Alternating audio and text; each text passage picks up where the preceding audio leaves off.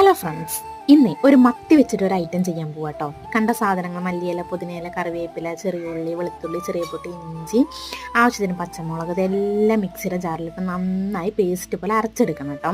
ഇവിടെ ഞാൻ എൻ്റെ വീട്ടിലുള്ളത്, അപ്പോൾ എൻ്റെ അമ്മ ഒന്ന് പഞ്ചായത്ത് പണിക്ക് പോയി കേട്ടോ. അപ്പം ഞാൻ അച്ഛനുള്ള സമയത്ത് അച്ഛൻ ഇങ്ങനെ ഓരോ റെസിപ്പി പറയും. അപ്പം ഞങ്ങൾക്കിത് ട്രൈ ചെയ്ത് കൊടുക്കുക കേട്ടോ, മെയിൻ പരിപാടി. അപ്പോൾ നമ്മൾ കഴുകി വൃത്തിയാക്കിയ മത്തിയൊക്കെ ഇങ്ങനെ നിരത്തി വെച്ചിട്ടുണ്ട്. അതിലേക്ക് മഞ്ഞൾപ്പൊടി, ഉപ്പും നമ്മുടെ ഈ അരപ്പും ലേശം പുളിവെള്ളം കൂടെ ചേർത്ത് നന്നായി മിക്സ് ചെയ്തെടുക്കണം. എന്നിട്ട് നല്ല കൈ വെച്ച് മിക്സ് ചെയ്യണം കേട്ടോ. എന്നിട്ട് അടുപ്പത്തോട്ട് വെച്ചിട്ട് ഒന്ന് തിള വരുമ്പോൾ കുറച്ച് വട്ടത്തിലരിഞ്ഞ സബോള എന്ന് പറയുന്നത് തക്കാളിയും കൂടെ ആഡ് ചെയ്തിട്ടുണ്ട്. പിന്നെ പുളി കുറവാ തോന്നിയപ്പോൾ കുറച്ച് പുളിവെള്ളം കൂടെ ആഡ് ചെയ്തു കേട്ടോ. എന്നിട്ട് നല്ല വറ്റിച്ചെടുക്കുക. ഇതൊരു പരീക്ഷണം മാത്രമാണ്, പക്ഷെ നല്ല സക്സസ് ആയിട്ട് കിട്ടിയിട്ടുണ്ട്. അടിപൊളി ടേസ്റ്റ് ആയിരുന്നു.